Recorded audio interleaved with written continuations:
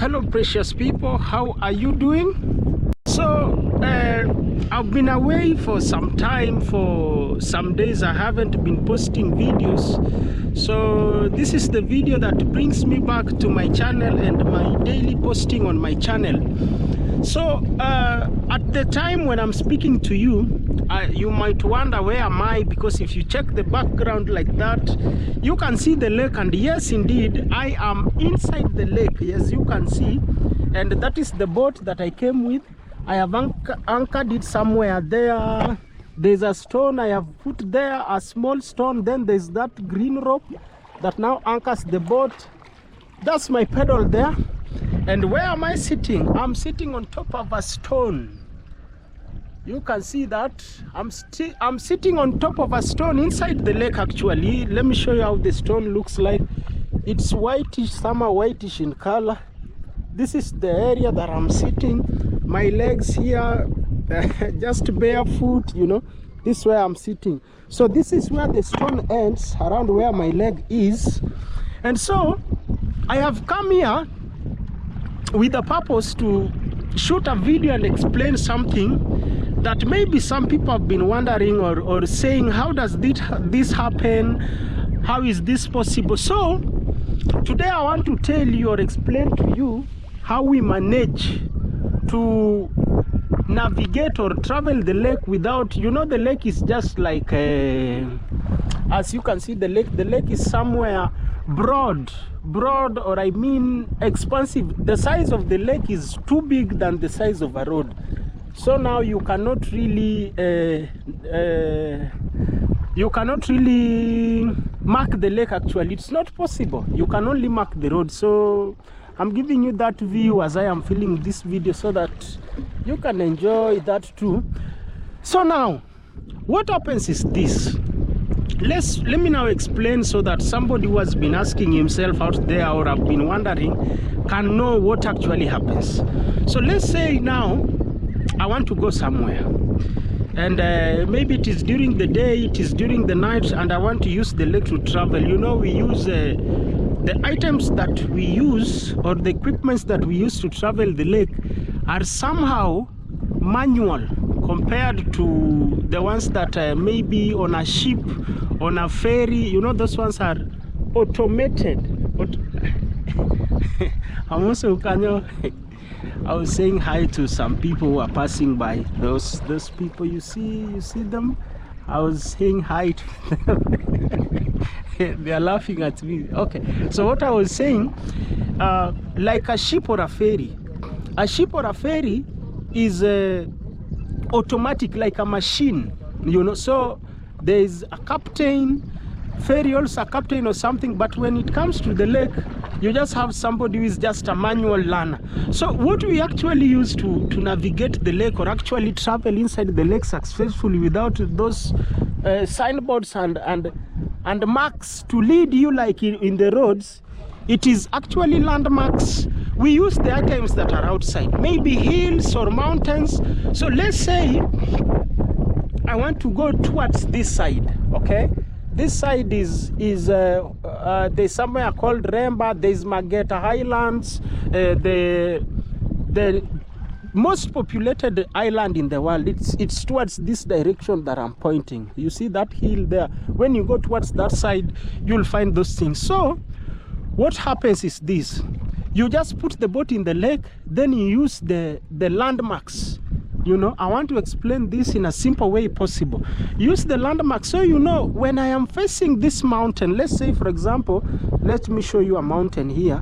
Now that one you are seeing, I don't know how I can zoom it. Now that one that I'm pointing, you know that when you are facing that mountain, then you know I am going to this place. After you pass the mountain, another landmark will appear.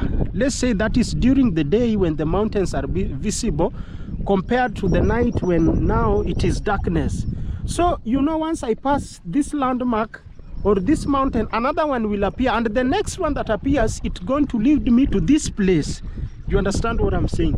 So basically it is like just some form of experience that you have. It doesn't require any training or study.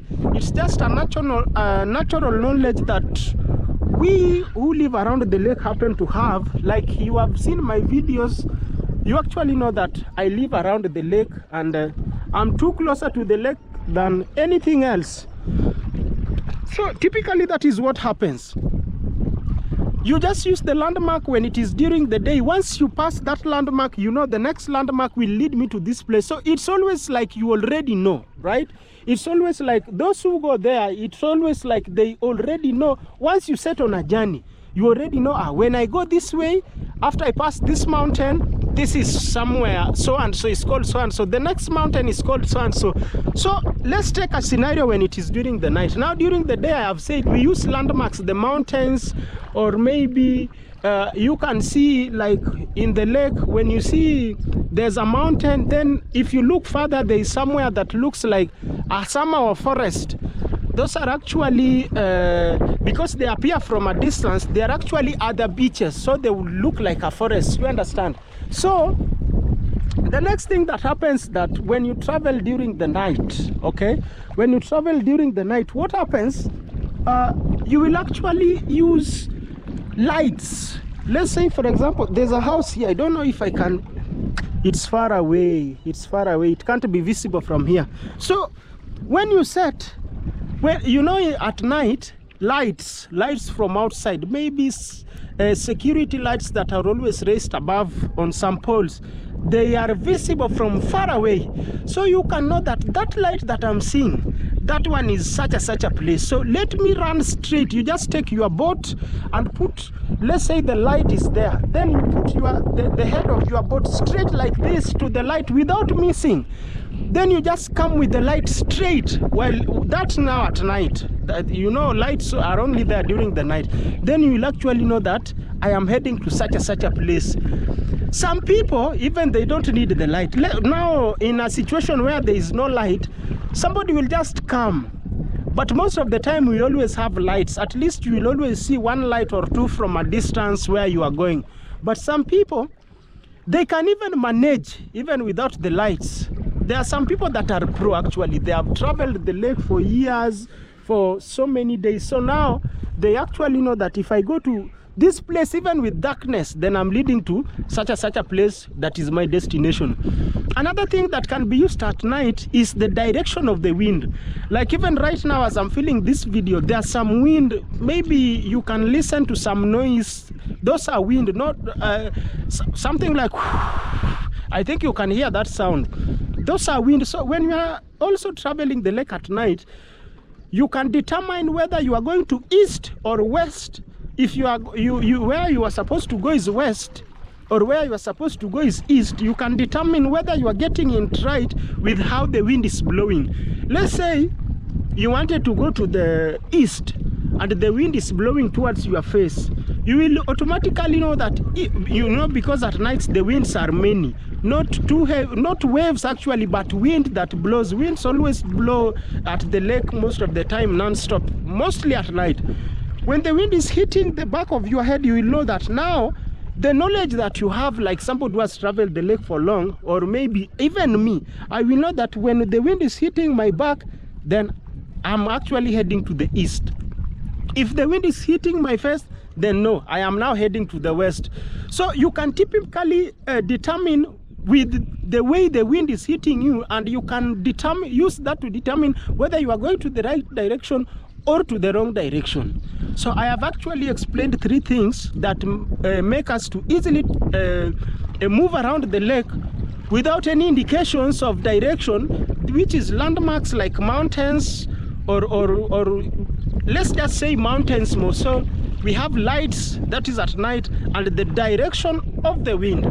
And as you know, even without landmarks and signboards, the rate of lake accidents, where you know, in the lake there's nothing like our boat had head-on collision with the other, like we have in the road, like 2 vehicles head-on collision. It can be very abnormal for something like that to happen. Maybe somebody was sleeping in the lake and you are coming also with your boat, and you know, at night we always use torches.